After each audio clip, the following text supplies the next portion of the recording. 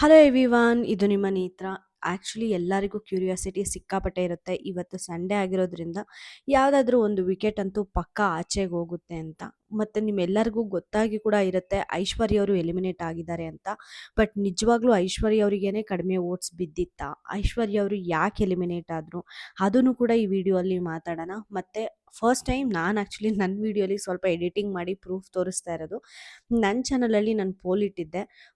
ಎಲ್ಲ ಯಾರ್ಯಾರು ನಾಮಿನೇಷನಲ್ಲಿದ್ದಾರೋ ಅವ್ರದ್ದೆಲ್ಲರದ್ದು ಸ್ವಲ್ಪ ಪರ್ಮಿಟೇಷನ್ ಕಾಂಬಿನೇಷನ್ ಮಾಡಿಬಿಟ್ಟು ಪೋಸ್ಟ್ ಇಕ್ಕಿದ್ದೆ. ಸೊ ಅದ್ರ ಪ್ರಕಾರನೇ ಈ ಒಂದು ವಿಡಿಯೋ ಮಾಡ್ತಾ ಎಕ್ಸ್ಪ್ಲೇನ್ ಮಾಡೋಕ್ಕೆ ಟ್ರೈ ಮಾಡ್ತೀನಿ. ಅಂದರೆ ಯಾರ್ಯಾರಿಗೆ ಎಷ್ಟು ಓಟ್ಸ್ ಬಿದ್ದಿದೆ ಅಂತ ಅಫಿಷಿಯಲಿ ಡಿಸ್ಪ್ಲೇ ಮಾಡ್ತೀನಿ ಇವತ್ತು ಈ ವಿಡಿಯೋಲಿ.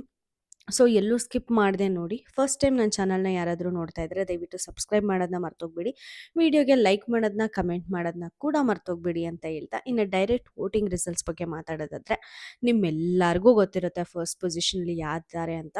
ಸ್ವಲ್ಪ ಜನ ಸ್ಟಾರ್ಟಿಂಗ್ ಯಾವಾಗ ವೋಟಿಂಗ್ ಲೈನ್ಸ್ ಓಪನ್ ಆಯಿತು ಥರ್ಸ್ಡೇ, ಆವಾಗ ಹನುಮಂತು ಅವರು ಟಾಪಲ್ಲಿದ್ದಾರೆ ಅಂತ ಬಂತು. ಫ್ರೈಡೇ ಕೂಡ ಆ್ಯಕ್ಚುಲಿ ಹನುಮಂತು ಅವರೇ ಟಾಪಲ್ಲಿದ್ದಾರೆ ಅಂತ ಕೂಡ ತುಂಬ ನ್ಯೂಸ್ ಅಂತೂ ಬಂತು. ಮೋಸ್ಟ್ ಆಫ್ ದ ಯೂಟ್ಯೂಬ್ ಚಾನಲಲ್ಲಿ ನಾನು ವಿಡಿಯೋ ನೋಡಿದಾಗೂ ಕೂಡ ಹನುಮಂತು ಟಾಪಲ್ಲಿದ್ದಾರೆ ಅಂತಲೇ ನಾನು ಒಂದು 2-3 ನೋಡಿದೆ. 2-3 ಕೂಡ ಹನುಮಂತ್ ಅವರು ಟಾಪಲ್ಲಿದ್ದಾರೆ ಅಂತ ಬಂತು. ಬಟ್ ನಾನು ವೆಬ್ಸೈಟ್ಸ್ಗೆ ಹೋಗಿ ಚೆಕ್ ಮಾಡಿದಾಗ ಮತ್ತು ಜಾಸ್ತಿ ಸಬ್ಸ್ಕ್ರೈಬರ್ಸ್ ಇರ್ತಾರಲ್ವ, ಒಂದು ಸ್ವಲ್ಪ ಫೇಮಸ್ ಚಾನಲ್ ಅದರಲ್ಲಿ ವೋಟಿಂಗ್ ರಿಸಲ್ಟ್ಸ್ ಹೋಗಿ ನಾನು ಚೆಕ್ ಮಾಡಿದಾಗ ಎಲ್ಲ ಕಡೆನೂ ನನಗೆ ತ್ರಿವಿಕ್ರಮ್ ಅವರೇ ಟಾಪಾಗಿ ಕಾಣಿಸಿದ್ದು. ಸೆಕೆಂಡ್ ಪೊಸಿಷನಲ್ಲಿ ಕೂಡ ನನಗೆ ಹನುಮಂತ್ ಅವರು ಕಾಣಿಸ್ಲಿಲ್ಲ.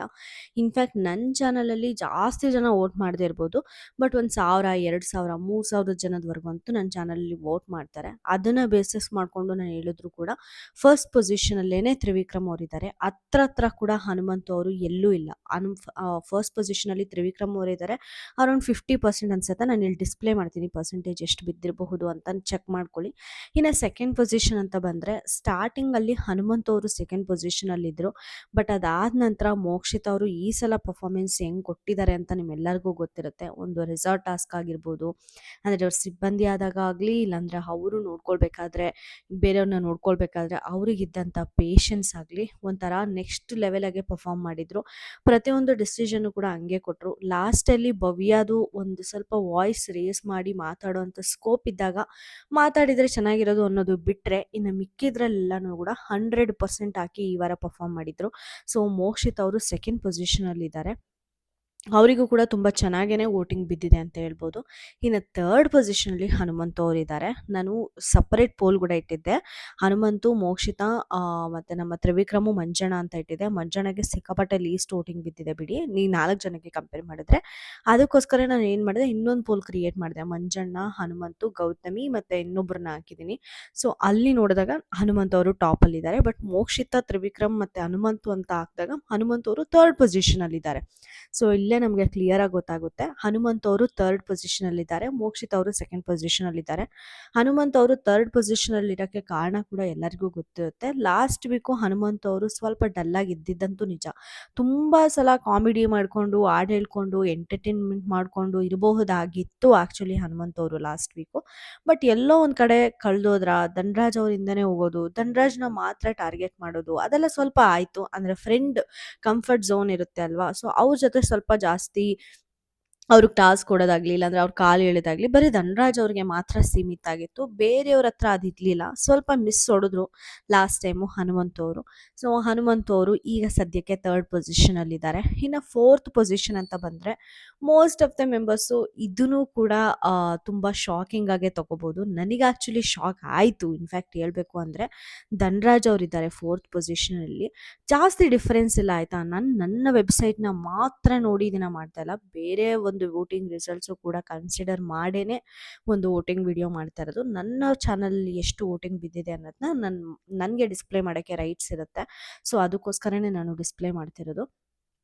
ಇನ್ನು ಫೋರ್ತ್ ಪೊಸಿಷನಲ್ಲಿ ಡೆಫಿನೆಟ್ಲಿ ಧನ್ರಾಜ್ ಅವರಿದ್ದಾರೆ. ಆ್ಯಂಡ್ ಈಸ್ ಮೋಸ್ಟ್ ಡಿಸರ್ವಿಂಗ್ ಅಂತ ಕೂಡ ನಾನು ಹೇಳ್ತೀನಿ. ಯಾಕಂದರೆ ಲಾಸ್ಟ್ ಟೈಮು ಒಂದು ಸೇವೆ ಮಾಡೋದಕ್ಕೆ ರೆಸಾರ್ಟ್ ಸಿಬ್ಬಂದಿಗಳಾದಾಗ ಕೂಡ ತುಂಬ ಚೆನ್ನಾಗಿ, ತುಂಬ ಪೇಷನ್ಸಾಗೆ ಎಲ್ಲರಿಗೂ ಸೇವೆ ಮಾಡಿದರು. ಮತ್ತು ಕಾಟ ಕೊಡಬೇಕು ಅಂತ ಬಂದಾಗ ಫ್ರಸ್ಟ್ರೇಷನ್ ಅಂತ ಅಂದ್ಕೊಂಡು ಎಲ್ಲರನ್ನೂ ಅಣಗಾಯಿ ನೀರ್ಗಾಯಿ ಮಾಡಿದರು ಅಂತಲೇ ಹೇಳ್ಬೋದು.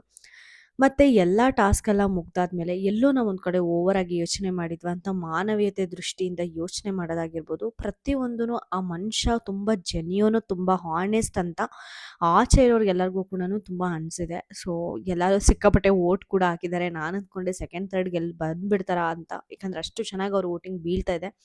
4th ಪೊಸಿಷನಲ್ಲಿ ಕಾನ್ಸ್ಟೆಂಟ್ ಆಗಿ ಧನರಾಜ್ ಅವರು ಹೋಗ್ತಾ ಇದ್ದಾರೆ. ಧನರಾಜ್ ಅವರು ಸೇವ್ ಆಗಿದ್ದಾರೆ. ಇನ್ನು 5th ಪೊಸಿಷನ್ ಬಂದ್ಬಿಟ್ಟು ನಮ್ಮ ಮಂಜಣ್ಣ.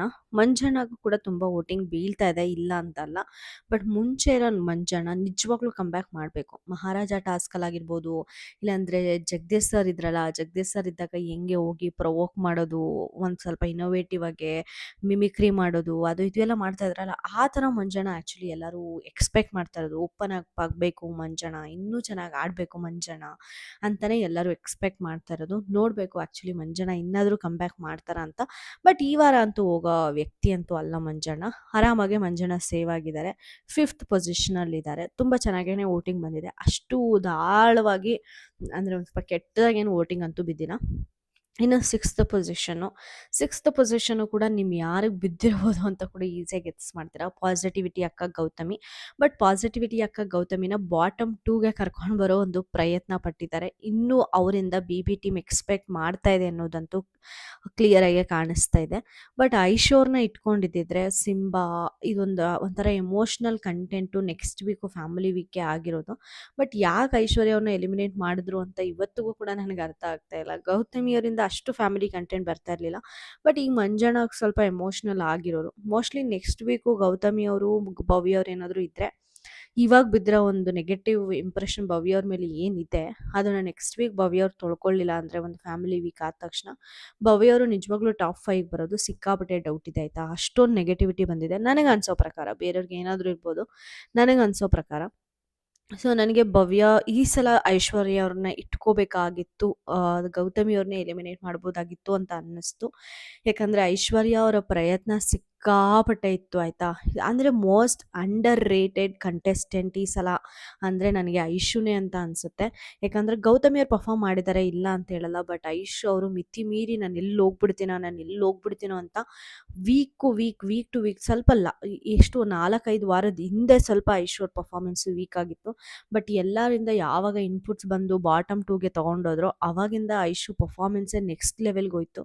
ಆದರೂ ಕೂಡ ಯಾರೂ ರೆಕಗ್ನೈಸ್ ಮಾಡಲಿಲ್ವಾ, ಐಶು ಯಾಕೆ ಎಲ್ಲರೂ ಐಶುನ ಎಲಿಮಿನೇಟ್ ಮಾಡಿ ಅಂತ ಮೆಸೇಜ್ ಆಗ್ತಾಯಿದ್ರು. ಅದನ್ನು ಹಿಂಗೆ ಕ್ವಶನ್ ಮಾರ್ಕ್ ಮಾಡ್ಕೊಂಡ್ರೆ ಸಿಕ್ಕಾಪಟ್ಟೆ ಬೇಜಾರಾಗುತ್ತೆ ನನಗೆ. ಐಶು ಸಿಕ್ಕಾಪಟ್ಟೆ ಇರಬೇಕಾಗಿತ್ತು ಆ್ಯಕ್ಚುಲಿ. ಇನ್ನೂ ತುಂಬ ಚೆನ್ನಾಗಿ ಕಷ್ಟಪಟ್ಟಿದ್ದಾರೆ. ಈ ವಾರ ಆಗಲಿ, ಲಾಸ್ಟ್ ವಾರ ಆಗಲಿ ಅವರ 100% ಇತ್ತು. ಬಟ್ ಏನೂ ಮಾಡೋಕ್ಕಾಗಲ್ಲ. ವೋಟಿಂಗ್ ರಿಸಲ್ಟ್ಸ್‌ನು ಕೂಡ ಕನ್ಸಿಡರ್ ಮಾಡಿದ್ದಾರೆ. ಬಟ್ ಇನ್ನೂ ಏನು ಕನ್ಸಿಡರ್ ಮಾಡಿ ಎಲಿಮಿನೇಟ್ ಮಾಡಿದ್ರೋ ನನಗಂತೂ ಗೊತ್ತಿಲ್ಲ. ಬಟ್ ಈಗಾದರೆ 6th ಪೊಸಿಷನಲ್ಲಿ ನಮ್ಮ ಗೌತಮಿ ಅವರಿದ್ದಾರೆ. 7th ಪೊಸಿಷನಲ್ಲಿ ಐಶ್ವರ್ಯ ಅವರಿದ್ದಾರೆ. ಲೀಸ್ಟಲ್ಲಿ ಚೈತ್ರ ಅವರಿರೋದು ಆಯಿತಾ. ಎಲ್ಲಿ ನೋಡಿದ್ರು 5%ಗಿಂತ ಜಾಸ್ತಿ ವೋಟಿಂಗ್ ಚೈತ್ರ ಅಕ್ಕಂಗೆ ಬಂದೇ ಇಲ್ಲ ಆಯಿತಾ. ನನ್ನ ಚಾನಲಲ್ಲಿ ಲೀಸ್ಟ್ ಅಂದರೆ ಲೀಸ್ಟು ಮೋಸ್ಟ್ಲಿ ನನಗೆ ಜ್ಞಾಪಕ ಬರ್ತಿಲ್ಲ ಪರ್ಸೆಂಟೇಜ್ ಏನು ಅಂತ. ಬಟ್ ಸಿಂಗಲ್ ಡಿಜಿಟೇ ವಿತಿನ್ 10% ಒಳಗಡೆನೇ ಅವರಿಗೆ ವೋಟಿಂಗ್ ಬಿದ್ದಿರೋದು. 10% ಕೂಡ ಚೈತ್ರ ಅಕ್ಕ ಕ್ರಾಸ್ ಮಾಡಿಲ್ಲ. ಸೊ ಹಂಗಿರ್ಬೇಕಾದ್ರೆ ಜಸ್ಟು TRPಗೋಸ್ಕರ ಇವಾಗ ರಜತ್ತು ಮತ್ತು ಚೈತ್ರ ಅವ್ರಿಗೆ ಏನು ಫೈಟಿಂಗ್ ನಡೀತಾ ಇದೆ ಅದನ್ನು ಕಂಟಿನ್ಯೂ ಮಾಡೋದಕ್ಕೋಸ್ಕರ ವೋಟಿಂಗ್ ಚೆನ್ನಾಗಿ ಬಂದಿದ್ರೂ ಕೂಡ, ಆಟ ತುಂಬ ಚೆನ್ನಾಗಿ ಆಡಿದರೂ ಕೂಡ ಎಲಿಮಿನೇಟ್ ಮಾಡಿದ್ದಾರೆ. ಯಾಕಂದರೆ ಚೈತ್ರ ಅವ್ರಿಗೆ ಒಂದು ಸ್ವಲ್ಪ ಒಳ್ಳೆ ಕಂಟೆಂಟ್ ಅಂತೂ ಫ್ಯಾಮಿಲಿ ವೀಕ್ ಬಂದರೆ ಬೀಳುತ್ತೆ. ಯಾಕಂದರೆ ಆಚೆ ಕಡೆ ಅವ್ರಿಗಿರೋ ನ್ಯೂಸೆನ್ಸು, ಅದಾದ ನಂತರ ಅವ್ರ ಅಪ್ಪ ಅಮ್ಮ ಹೆಂಗೆ ಮಾತಾಡ್ತಾರೆ, ಆಚೆ ಏನಾಗ್ತಿದೆ ಅಂತ ಹೇಳ್ತಾರೆ, ಯಾವ ಥರ ಇನ್ಪುಟ್ಸ್ ಕೊಡ್ತಾರೆ, ಚೈತ್ರ ಗೇಮ್ ಏನಾದರೂ ಚೇಂಜ್ ಆಗುತ್ತಾ, ಇದು ನೋಡೋಕ್ಕೂ ಕೂಡ ಸಿಕ್ಕಾಪಟ್ಟೆ ಕ್ಯೂರಿಯಸ್ ಆಗಿ ಜನ ಇರ್ತಾರೆ. ಸೊ ಅದಕ್ಕೆ ಚೈತ್ರವ್ರನ್ನ ಉಳಿಸ್ಕೊಂಡಿದ್ದಾರೆ. ಬಟ್ ವೋಟಿಂಗ್ ರಿಸಲ್ಟ್ಸ್ ಮಾತ್ರ ಕನ್ಸಿಡರ್ ಮಾಡಿ ಎಲಿಮಿನೇಟ್ ಮಾಡಬೇಕು ಅಂತ ಇದ್ದಿದ್ರೆ ಡೆಫಿನೆಟ್ಲಿ ಅಲ್ಲಿ ಎಲಿಮಿನೇಟ್ ಆಗಬೇಕಾಗಿದ್ದು ಚೈತ್ರ. ಬೇಕಾದರೆ ನೀವು ಕ್ರೋಮಲ್ಲಿ ಹೋಗ್ಬಿಟ್ಟು ಗೂಗಲಲ್ಲಿ ಹೋಗಿ ಸರ್ಚ್ ಮಾಡಿ ವೋಟಿಂಗ್ ರಿಸಲ್ಟ್ಸ್ ಅಂತ. ನೀವು ವೆಬ್ಸೈಟ್ಸಲ್ಲಿ ಚೆಕ್ ಮಾಡಿದ್ರೆ ಲೀಸ್ಟಲ್ಲಿರೋದೆ ಪ್ರತಿಯೊಂದು ವೆಬ್ಸೈಟ್ಸಲ್ಲೂ, ಪ್ರತಿಯೊಂದು ಯೂಟ್ಯೂಬ್ ಚಾನಲ್ ಪೋಸ್ಟ್ಗಳಲ್ಲೂ ಕೂಡ ಲೀಸ್ಟಲ್ಲಿರೋದು ಚೈತ್ರ ಅವರು. ಬಟ್ ಇವತ್ತು ಎಲಿಮಿನೇಟ್ ಆಗಿರೋದು ಮಾತ್ರ ಐಶ್ವರ್ಯ ಅವರು. ನನಗೆ ಸಿಕ್ಕಾಪಟ್ಟೆ ನಿಜವಾಗ್ಲೂ ಬೇಜಾರಾಗ್ತಾ ಇದೆ ಆನೆಸ್ಟ್ಲಿ. ಯಾಕಂದರೆ ಮೋಸ ಮಾಡಿರೋರೆಲ್ಲರೂ ಇನ್ನೂ ಬಿಗ್ ಬಾಸ್ ಮನೆಯಲ್ಲೇ ಇದ್ದಾರೆ ಗುರು. ಬಟ್ ಈಕೆ ಎಷ್ಟು ಒಂದು ಸ್ವಲ್ಪ ಯಾರಾದರೂ ಪ್ರೀತಿ ತೋರಿಸ್ಬಿಟ್ರು ಅಂದರೆ ಒಂದು ಸ್ವಲ್ಪ ಬ್ಲೈಂಡಾಗಿ ನಂಬಿಡೋರು. ಅವರೇ ನನ್ನ ಫ್ರೆಂಡು, ಅವರೇ ಎಲ್ಲ ನನಗೆ ಅಂತ ಅಂದ್ಕೊಂಡು ಆಟ ಆಡಿ ತುಂಬಾ ಮೃದು ಸ್ವಭಾವ, ತುಂಬಾ ಒಳ್ಳೆಯವರು, ತುಂಬ ಸಾಫ್ಟ್ ಹಾರ್ಟೆಡ್ ಪರ್ಸನ್ ಅಂತ ಅನಿಸ್ತು ನನಗೆ ಐಶು ಅವರು. ಅದೇನೋ ಗೊತ್ತಿಲ್ಲ, ಎಲಿಮಿನೇಟ್ ಆಗಿದ್ದಾರೆ ಅಂತ ಅಂದರೆ ಫಸ್ಟ್ ಟೈಮ್ ನನಗೆ ಸಿಕ್ಕಾಪಟ್ಟೆ ಬೇಜಾರಾಗ್ತಾ ಇರೋದು. ಫಸ್ಟ್ ಟೈಮ್ ಅಲ್ಲ, ಅನುಶ್ರೀ ಅವ್ರು ಹೋಗಿದ್ರು ಅಲ್ವಾ, ಆವಾಗ ನನಗೆ ಅನುಶ್ರೀ ಅಲ್ಲಪ್ಪ ಅವ್ರ ಹೆಸ್ರೇನಪ್ಪ, ಅನುಷಾ ಅವ್ರು ಹೋದಾಗ ಸಿಕ್ಕಾಪಟ್ಟೆ ಬೇಜಾರಾಗಿತ್ತು. ಇವಾಗ ಈ ಕಡೆ ಐಶ್ವರ್ಯ ಅವ್ರು ಹೋಗ್ತಿರ್ಬೇಕಾದ್ರೆ ನನಗೆ ಅಷ್ಟೇ ಬೇಜಾರಾಗ್ತಾ ಇದೆ.